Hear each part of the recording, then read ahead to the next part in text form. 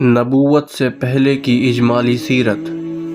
نبی صلی اللہ علیہ وسلم کا وجود ان تمام خوبیوں اور کمالات کا جامع تھا جو متفرق طور پر لوگوں کے مختلف طبقات میں پائے جاتے ہیں۔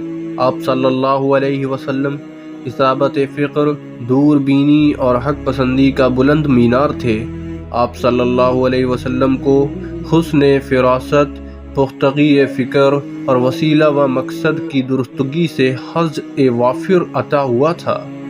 آپ صلی اللہ علیہ وسلم اپنی طویل خاموشی سے مسلسل غور و خوض، دائمی تکبیر اور حق کی کرید میں مدد لیتے رہے۔ آپ صلی اللہ علیہ وسلم نے اپنی شاداب عقل اور روشن فطرت سے زندگی کے صحیفے، لوگوں کے معاملات اور جماعتوں کے احوال کا مطالعہ کیا، اور جن خرافات میں یہ سب لت پت تھے ان سے سخت بیزاری محسوس کی۔ چنانچہ آپ صلی اللہ علیہ وسلم نے ان سب سے دامن کش رہتے ہوئے پورے بصیرت کے ساتھ لوگوں کے درمیان زندگی کا سفر طے کیا، یعنی لوگوں کا جو کام اچھا ہوتا اس میں شرکت فرماتے، ورنہ اپنی مقررہ تنہائی کی طرف پلٹ جاتے۔ چنانچہ آپ صلی اللہ علیہ وسلم نے شراب کو کبھی منہ نہ لگایا، استانوں کا ذبیحہ نہ کھایا، اور بتوں کے لیے منائے جانے والے تہوار اور میلوں ٹھیلوں میں کبھی شرکت نہ کی۔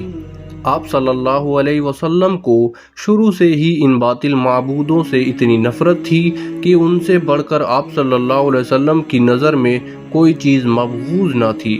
بتہ کے لات اور عزیٰ کی قسم سننا بھی آپ صلی اللہ علیہ وسلم کو گوارا نہ تھا۔ اس میں شبہ نہیں کہ تقدیر نے آپ صلی اللہ علیہ وسلم پر حفاظت کا سایہ ڈال رکھا تھا۔ چنانچہ جب بعض دنیاوی تمتعات کے حصول کے لیے نفس کے جذبات متحرک ہوئے، یا بعض ناپسندیدہ رسم و رواج کی پیروی پر طبیعت آمادہ ہوئی، تو عنایت ربانی داخل ہو کر رکاوٹ بن گئی۔ ابن اسیر کی ایک روایت ہے کہ رسول اللہ صلی اللہ علیہ وسلم نے فرمایا، اہل جاہلیت کو کام کرتے تھے، مجھے 2 دفعہ کے علاوہ کبھی ان کا خیال نہیں گزرا، لیکن ان دونوں میں سے بھی ہر دفعہ اللہ تعالیٰ نے میرے اس کام کے درمیان رکاوٹ ڈال دی۔ اس کے بعد پھر کبھی مجھے اس کا خیال نہ گزرا، یہاں تک کہ اللہ نے مجھے اپنی پیغمبری سے مصرف فرما دیا۔ ہوا یہ کہ جو لڑکا بالائی مکہ میں میرے ساتھ بکریاں چرایا کرتا تھا، اس سے ایک رات میں نے کہا، کیوں نہ تم میری بکریاں دیکھو اور میں مکہ جا کر دوسرے جوانوں کی طرح وہاں کی شبانہ قصہ گوئی کی محفل میں شرکت کر لوں۔ اس نے کہا ٹھیک ہے۔ اس کے بعد میں نکلا اور ابھی مکہ کے پہلے ہی گھر کے پاس پہنچا تھا کہ بازے کی آواز سنائی پڑی۔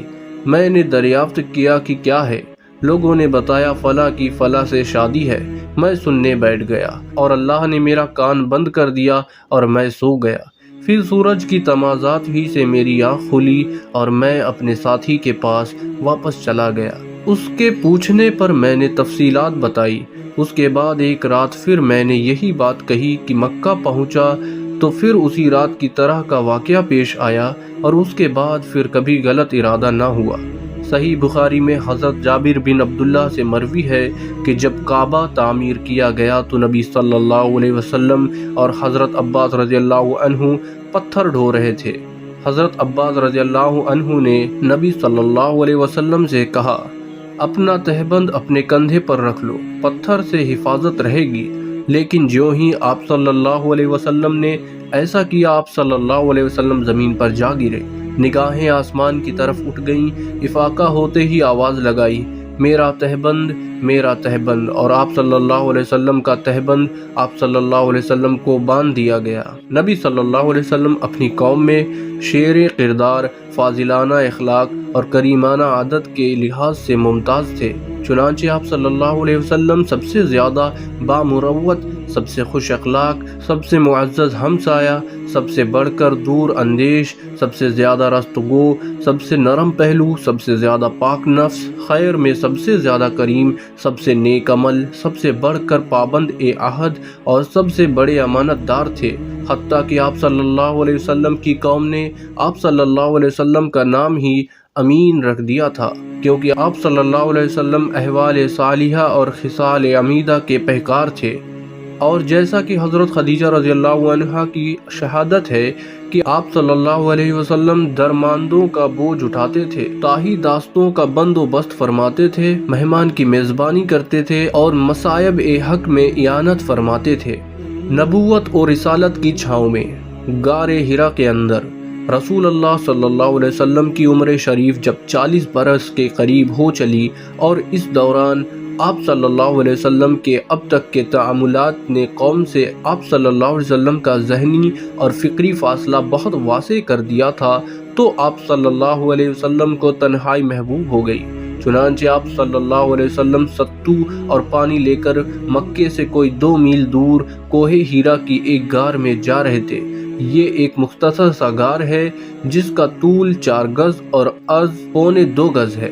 یہ نیچے کی جانب گہرا نہیں ہے بلکہ ایک مختصر راستے کے بازو میں اوپر کی چھتوں کے باہم ملنے سے ایک کوتل کی شکل اختیار کیے ہوئے ہے۔ آپ صلی اللہ علیہ وسلم جب یہاں تشریف لے جاتے تو حضرت خدیجہ رضی اللہ عنہا بھی آپ صلی اللہ علیہ وسلم کے ہمراہ جاتی اور قریب ہی کسی جگہ موجود رہتی۔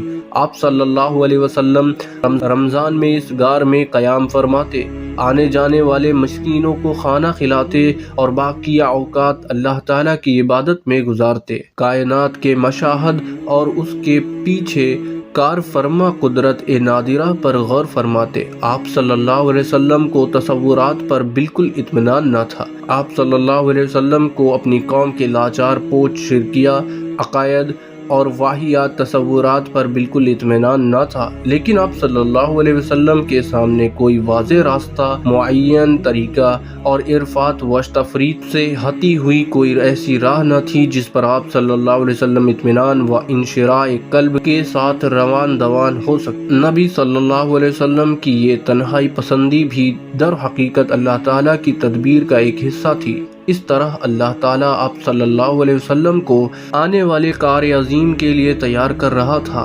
در حقیقت جس روح کے لیے بھی یہ مقدر ہو کہ وہ انسانی زندگی کے حقیق پر اثر انداز ہو کر ان کا رخ بدل ڈالے، اس کے لیے ضروری ہے کہ زمین کے مشاغل، زندگی کے شور اور لوگوں کے چھوٹے چھوٹے ہم و غم کی دنیا سے کٹ کر کچھ عرصے کے لیے الگ تھلگ اور خلوت نشین رہے۔